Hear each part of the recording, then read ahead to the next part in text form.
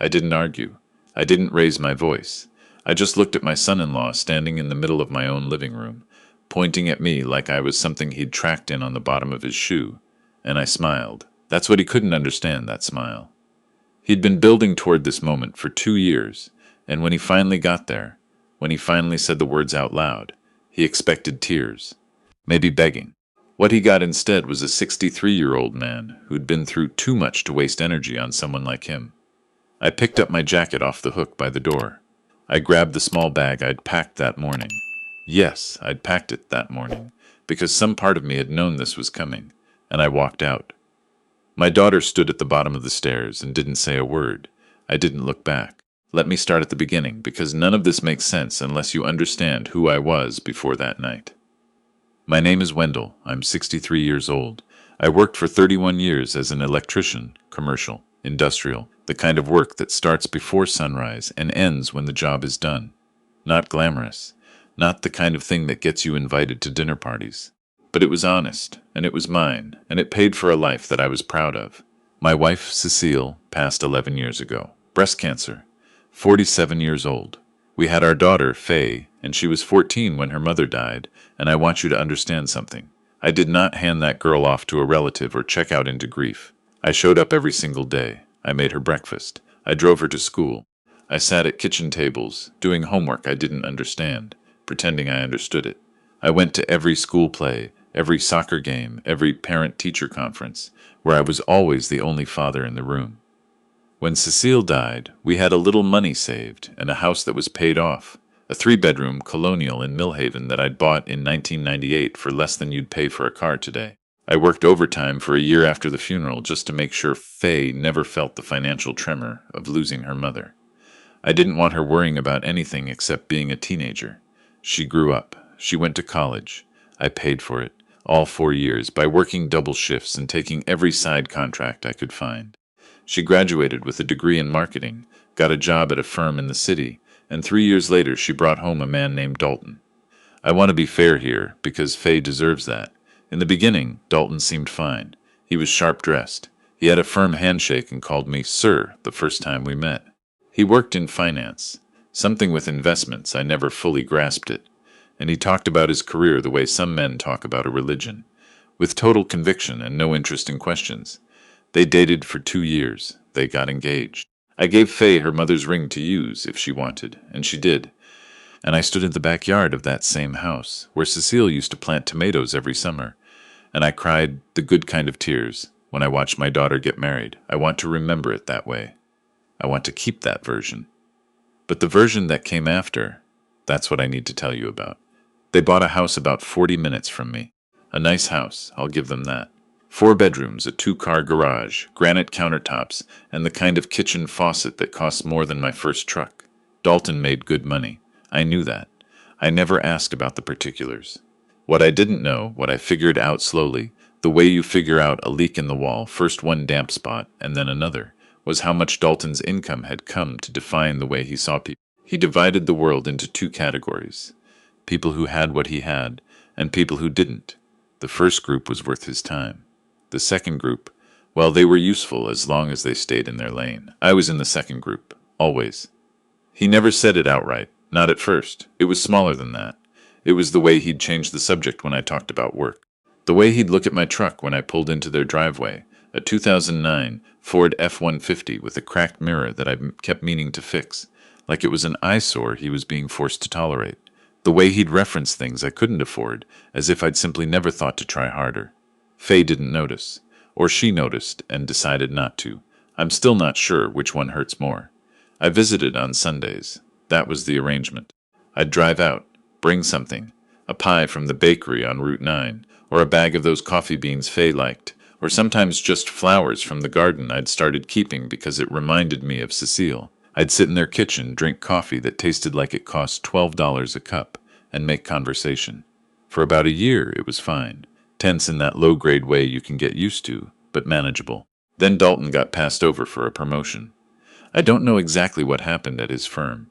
He never told me the details, and frankly I wasn't sure I was the intended audience for that conversation anyway.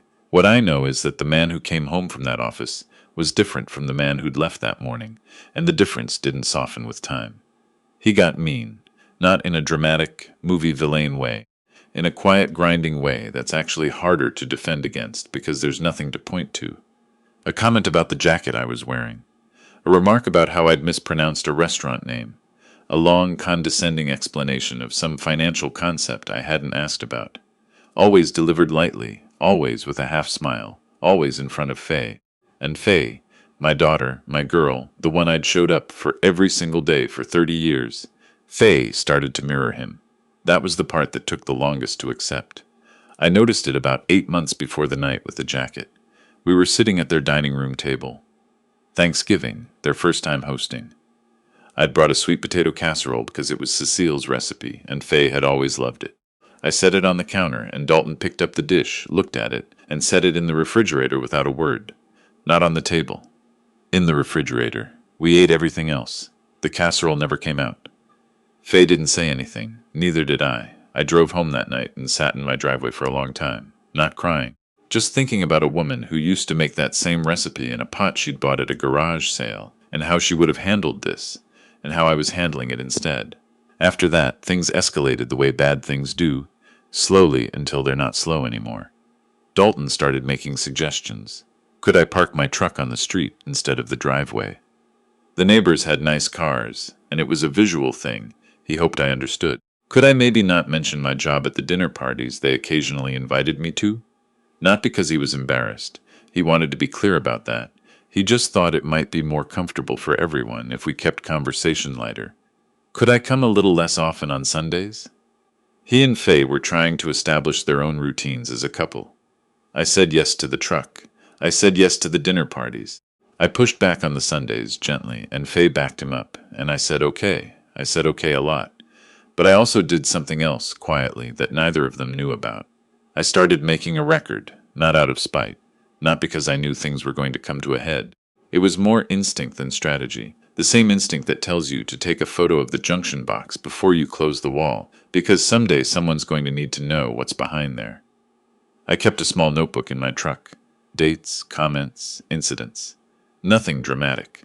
Just facts, written down in my own handwriting, with the quiet precision of a man who'd spent 30 years reading blueprints. I also called my lawyer. His name is not important, but I'd used him for Cecile's estate 11 years ago, and I trusted him. I made an appointment, went in on a Tuesday afternoon, and we had a long conversation about some things I'd been thinking about for a while. That conversation changed everything that came later. The night it finally broke open was a Wednesday in March. I'd come over because Faye had called and asked me to. Her exact words were that she needed help with something around the house. I didn't question it. That's what fathers do. You show up.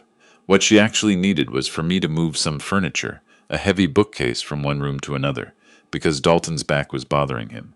I moved the bookcase. It took about 20 minutes. Afterward, I sat down at the kitchen table and Faye poured me a glass of water, and I thought for a moment it might just be a normal evening. Then Dalton came in. He'd been in his home office. He had the particular energy of a man who'd been rehearsing something. I recognized it the way you recognize weather before it arrives. He sat down across from me, and he folded his hands on the table, and he looked at me with an expression I can only describe as prepared. "I've been thinking," he said, "that we need to talk about the nature of your visits here." I waited. He talked for about 5 minutes. I'm not going to give you every word because honestly some of it was so polished it barely registered as real. The gist was this. He and Faye had discussed it, and they felt that my Sunday visits were creating a certain dynamic in the household. That I was, and I am quoting him now because I wrote it down that same night, a passive presence that doesn't contribute to the direction we're trying to build. Then he said the part he'd been saving. He said that if I wanted to continue being a part of their home, he thought I should find ways to make myself useful. Help with yard work, household repairs, grocery runs when they were busy. He framed it as an opportunity.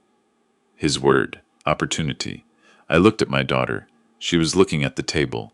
That, more than anything else, is what I'll carry with me, not what Dalton said. The table. I sat there for a moment. I breathed.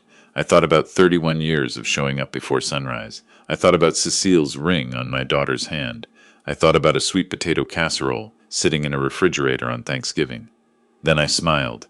the smile that would haunt Dalton for a long time to come. I stood up. I said very calmly that I appreciated him being direct with me. I picked up my jacket from the back of the chair. I said good night, and I walked out the front door. Faye didn't follow me to the car, didn't call out. I heard Dalton say something behind me, something short and quiet, and I heard the door close. I sat in my truck at the end of their street for a few minutes, not because I was shaken, because I wanted to be sure, absolutely sure, about what I was about to do. I'd been thinking about it for months. I'd had the conversation with my lawyer. I'd signed papers. I knew exactly where I stood. I drove home. My house was quiet in the way houses are when you've lived in them alone for a long time. Not an empty quiet, but a settled one. I made myself a cup of tea. I sat in the same chair I'd sat in for 20 years, and I called my lawyer first thing the next morning. What I'm about to tell you is the part that Dalton didn't know. He didn't know, because it never came up in the careful, curated conversations he allowed me to have in his house, that the building where his firm rented office space was partly owned through a property trust that had my name attached to it. Not as a primary owner, but present. I am not a wealthy man in the way Dalton understands wealth. I don't have a portfolio or a financial advisor who calls me on Tuesdays. What I have is 31 years of careful, quiet accumulation. Small real estate investments made through a friend who'd been in the business since the 80s, paid off over time, refinanced when the numbers made sense, managed without fanfare. 3 commercial properties. 2 small residential units. The kind of thing that doesn't announce itself. The kind of thing a man who parks his truck on the street doesn't seem like he'd have. My lawyer and I had already drafted some paperwork months before that Wednesday night. A restructuring of how a few things were held.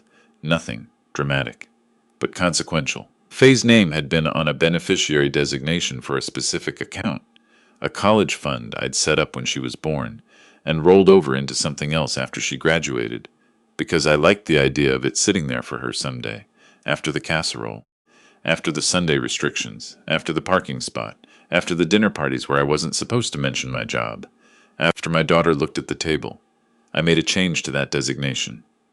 I also called my financial advisor, a woman I'd worked with for 8 years named Doris, who understood exactly what I was asking and why, and we moved some things around, not in anger, with clarity. And then I settled into the quietest 3 weeks of my adult life. The first call came 4 days after I left. It was Faye. I let it go to voicemail. She said she was calling to check in, that it had been a few days. She didn't mention Wednesday. She didn't mention what Dalton had said. She talked for about 90 seconds and then said to call her when I got a chance. I didn't call back that day. The second call came the following morning. She sounded slightly less composed. She said she just wanted to make sure I was okay. That was good. Progress of a kind. I called her back on the third day. We talked for about 10 minutes. She asked how I was. I said fine. She said she hoped things weren't weird between us. I said I'd been thinking. She said she had too. And then she said something that I've turned over many times since. She said, Dalton and I just want our home to feel like our home, you know? I said I understood. And I did. I just also understood that it was not the kind of statement a woman makes when she's reckoning with something. What changed the temperature was something I hadn't anticipated and wasn't responsible for. Dalton's firm had a bad quarter. A very bad quarter. I won't pretend to understand the specifics. Something about a client that pulled out, some restructuring at the firm level, 3 senior advisors leaving at once. What I know is that he came home on a Friday in April, and the confidence had gone out of him the way air goes out of a tire. Slowly at first, then all at once. And because Dalton was the kind of man who'd built his whole architecture on the assumption of forward momentum, when the momentum stopped, he didn't know what to hold on to. The firm didn't fire him, but they restructured his position. His salary dropped, his title changed. The things that had defined him, the things he'd used to measure himself against other people, including me, were suddenly uncertain. I found this out not from Dalton, not from Faye, but from my neighbor's son who worked in the same industry and happened to mention it one afternoon when he saw me in the driveway. I didn't say anything to Faye. I waited. She called on a Sunday in May, 6 weeks after the Wednesday. She called 3 times in one morning, and I was in the garden. I was putting in the tomatoes late this year. It had been a cold spring, and I saw the phone light up on the potting bench, and I took off my gloves, and I picked it up on the 3rd call. Dad, she said, and that single word, the way she said it, the way it carried weight it hadn't carried in years. told me that something had broken open in her. She asked if she could come over. She came over that afternoon. Dalton was not with her. She sat in the same kitchen where she'd done homework at that table for years, and she looked around at the same cabinets and the same window over the sink, and I could see her doing the arithmetic of memory. I put on coffee, the regular kind, the $12 a bag variety being absent from my pantry. She talked for a long time. About Dalton's job situation, about the tension at home, about how the last few months had felt like the floor kept shifting under her, and then, eventually, circling slowly toward what she'd actually come to say. She said she knew things had been hard between us. She said she didn't handle the last visit well. She said, and this is what I'd been waiting for. This is what no amount of patience can shortcut. She said she was sorry, not a polished apology. Not the kind Dalton might have delivered with his hands folded on the table. A real one, the kind where the voice catches a little and the eyes don't quite hold. I waited until she finished, and then I said quietly, I know. We sat there for a little while. I told her some things I'd never told her, about how much I'd worked in the years after her mother died. Not to make her feel guilty. She was 14, that was not her burden, but because she was grown now, and she deserved to know what had actually happened behind the scenes. The overtime, the side contracts, the years I'd quietly been building something while she was building her own life. I showed her a folder I'd had my lawyer put together, not to impress her, not to say I told you so, just because I thought she should understand who her father actually was, beyond the truck and the jacket and the job she wasn't supposed to mention at dinner parties. She sat very still while she went through it. After a while she looked up and said, Dad, why didn't you ever tell me any of this? And I said, because it wasn't about what you owed me. It was about what I wanted for you. She cried then. Not dramatically, quietly, the way real grief is quiet, and I didn't try to fix it or rush it. I just let her sit in it, because some things need to be sat in. Dalton called me 2 weeks later. I'll give him this, he called. He didn't have to. The man had enough pride to fill a warehouse, and calling his father-in-law required him to set some of it down, and he did it anyway. I respected that a little. He said he'd been doing a lot of thinking. He said he'd been hard on me, and that it wasn't fair. He didn't say exactly why. Didn't get into the job thing or the fear underneath it, but he didn't have to. I'm 63 years old. I've met enough men who mistake their income for their character to recognize the moment they're forced to separate the two. I said I appreciated the call. I told him I hoped things settled down at work. He paused. He hadn't expected me to know about that. I let the pause sit. Then I told him that as far as I was concerned, we could start over. Not pretend the last 2 years hadn't happened. I'm too old for that kind of fiction. But start over in the sense of building something real instead of just maintaining a performance. He said he'd like that. I meant it. I want to be clear about that. I'm not a man who holds on to anger as a strategy. It's too heavy to carry and it doesn't pay. But I also had not reversed the paperwork. Some things you do not have to announce. You just do them. And you wait to see whether the people around you become the kind of people worth versing paperwork for. Faye planted tomatoes with me in June. She drove out on a Saturday morning without calling ahead, just pulled into the driveway in her car, which I noticed she'd parked behind my truck without comment. And she walked around to the backyard and found me in the garden. She was wearing old clothes. She'd thought ahead. We worked for about 3 hours without talking much. She asked me to show her how deep to plant them, and I showed her. She asked about the spacing, and I told her. At some point she started humming something under her breath, and I recognized it after a moment. It was a song Cecile used to hum in this same garden, in this same yard, and I don't think Faye even knew she was doing it. I didn't say anything. I just kept working. When we were done, we sat on the back steps with glasses of iced tea, and the yard looked the way it hadn't looked in years. Cared for, tended, like something was growing in it again. She leaned her head against my shoulder the way she used to do when she was small, when Cecile was alive and the world was still the size of that backyard. I'm sorry I made you feel like you had to leave, she said. I said, you didn't make me leave. I chose to go because I deserved better. But I also chose to come back, because so do you. She was quiet for a moment.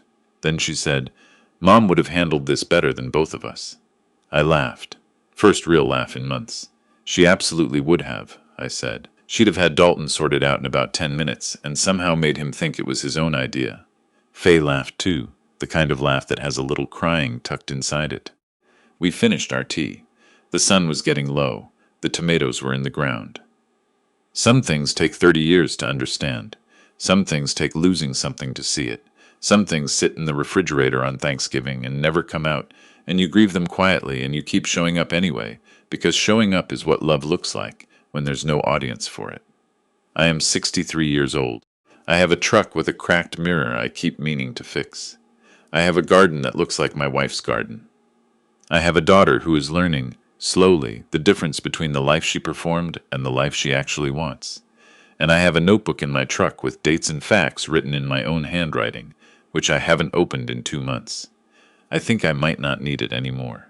But I'm keeping it, because a man who knows what's behind the wall is never entirely without options.